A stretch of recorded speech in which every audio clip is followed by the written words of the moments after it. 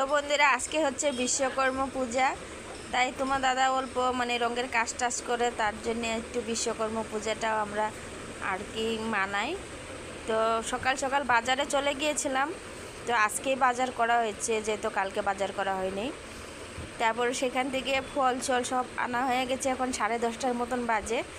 তো এখন আমি স্নান টান করে এই যে ফল কাটতে বসে গেছি। তো জায়গা অনেক ছোট, তার মধ্যেও আমি করছি। তো উপরে আসনে আগে অল্প আমি পুজোটা দিয়ে নেব, তারপরে আর কি বাবা বিশ্বকর্মাকেও দিব। তো বাবা বিশ্বকর্মার জন্যে কিন্তু আসনটা একটু নিচে পেতেছি। আর লক্ষ্মী ঠাকুরের আসনে বাবা ভোলেনাথ আছে, লক্ষ্মী ঠাকুর, ওদেরকেও দিয়ে দিচ্ছি, যেহেতু পূজার দিনে অল্প পূজা না দিলে ভালো লাগে না। তো সিঁদুর আর যে আজকে এই লাল চন্দনটা নিয়ে আসলো, সেটাও দিয়ে দিচ্ছিলাম। তো এই যে দেখো, বিশ্বকর্মা ঠাকুরকে আমি বসিয়ে দিয়েছি আর মালা সালা পরিয়ে দিয়েছি। তো হচ্ছে গিয়ে মূর্তি এনে তো আর করা হয় না, তাই ফটো দিয়ে পূজাটা করছি। আর সমস্ত কিছু আমার পুরো রেডি করা হয়ে গেছে, আমের পলকও পেয়ে গেছি। তারপরে যে সব কিছুতে একটু সিঁদুরে ফুটা দিয়ে সমস্ত কিছু গুছিয়ে নিয়ে এসেছি। আর তোমার দাদাভাই এসে বসে পড়েছে। তো এখন দুজনে মিলে পুজোটা করব। তো যেহেতু বিদেশের বাড়ি, তাই একটু জায়গা বাসার একটু টাইট থাকে, তার মধ্যেও করতে হয়। তো এই যে বাবু রুমটা আছিল, সেই বাবু রুমেই কিন্তু পুজো করছি আমি।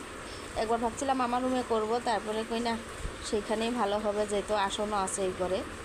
আর বিশেষ করে বাবু রুমটা অনেক এতটা ঝামেলা নেই, তো সেইখানেই করছি। আর আজকে দেখো কতগুলো ফুলও পেয়েছি, একটু মনটা ভালো লাগছিল। একদম ফুল দিয়ে আমি কিন্তু সুন্দর সাজিয়ে দিয়েছি। সকাল সকাল উঠে 5টার সময় ফুলগুলো নিয়ে আসছিলাম। একটু ফুল না থাকলে কিন্তু পুজো দিতে ভালো লাগে না। এবারে যে বিশ্বকর্মা ঠাকুরের জন্য আমি একটু ঘরটা বসিয়ে দিচ্ছি।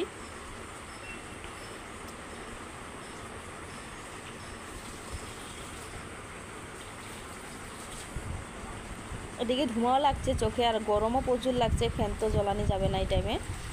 তারপরে দেখো একটু আমি ঘরটা ভালোভাবে সুন্দর করে বসিয়ে দিয়েছি। এখানে বয়সটা এখন পরে দিচ্ছি, তার জন্য আমি একটু উলুজুকারও দিয়েছিলাম, সেগুলো কিন্তু আর ভিডিওতে ওঠেনি। কারণ কাজের সময় কিন্তু ওইভাবে কথা বলে বলে ভিডিও বানানোটা হয় না, তাই ভিডিওটা পরেই এডিট করছি।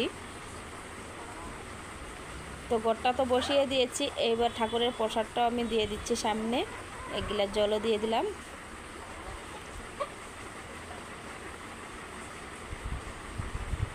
তো এবারে যে বাবা বিশ্বকর্মা এখানে একটু সুন্দর সাজুগুজু করিয়ে দিব ফুল দিয়ে, ভীষণ ভালো লাগে।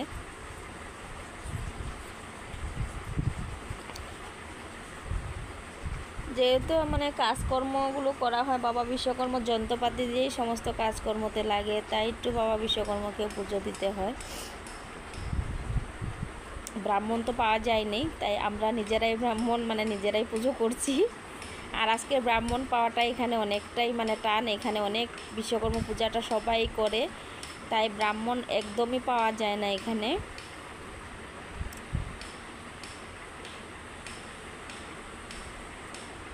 প্রচুর ঝামেলা হয় ব্রাহ্মণের জন্যে। পুরো দুর্গাপূজার মতন কিন্তু বিশ্বকর্মা পূজাটা হয় এদিকে বড় বড় করে, তাই আর ব্রাহ্মণ পাওয়া যায় না। আজকে ব্রাহ্মণের সেই ভাব। তারপরে আমি অল্প পুজো দিয়ে নিয়েছিলাম। তারপরে দাদাকে বললাম, মেন তো তোমারই কাজ, সেটা তোমারই করতে হয় পুজো। তাই ওইও করছে, একটু ফুল টুল দিয়ে দিচ্ছে, একটু ধূপকাঠি ধুনা একটু ঘুরিয়ে দিচ্ছে। অ্যাকচুয়ালি এটা কিন্তু হচ্ছে ছেলে মানুষদেরই, বিশ্বকর্মা পূজাটা বেশিরভাগ দেখবা ছেলেরাই করে, মেয়েরা অনেকটাই কম করে। তো যেহেতু ঘরে করছি, তাই আমিও একটু করছি। পুজো তো করা যায় সবাই, সেটা বড় কথা না, যতটুকু পারছি অতটুকু করছি।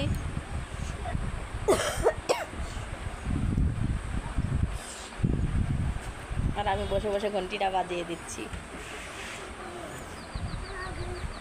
ঘরে পুজো দিয়ে কমপ্লিট হয়ে গেল। দেখো আসনটা ভালোই লাগছে মোটামুটি, আর ফুলগুলো দিয়ে সাজানোতে আরও ভালো লাগছে। আর এই দেখো দাদার যন্ত্রপাতি সব এখানেই আছে। এদিকে উপরে পুজো দিয়ে নিয়েছিলাম আগেই।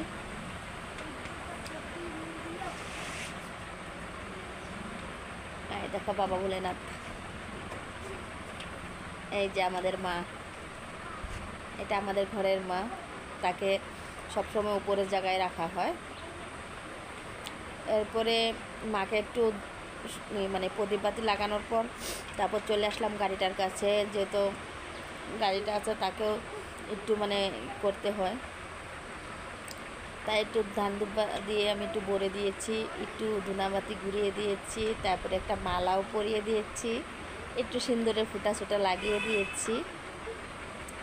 মানে বিশেষ করে এই পূজাটা বলতে গেলে বাবা বিশ্বকর্মা পূজাটা যাদের গাড়ি বাড়ি আছে, যাদের গ্যারেজ আছে, যারা মানে লোহা লাটকির কাজ যারা করে, ওদের কিন্তু অবশ্যই এই পূজাটা করতে হয়। তো দেখো বাইরে এতটাই হাওয়া ছিল, প্রদীপ রাখার মতো মানে হচ্ছিল না, খুবটাই দিকদার হয়েছে। তারপরে সুন্দর করে করেছি, কারণ বাইরে হচ্ছে খোলামেলা হাওয়া, তার জন্য প্রদীপটা রাখা মানে অনেকটাই অসম্ভব হয়ে ওঠে।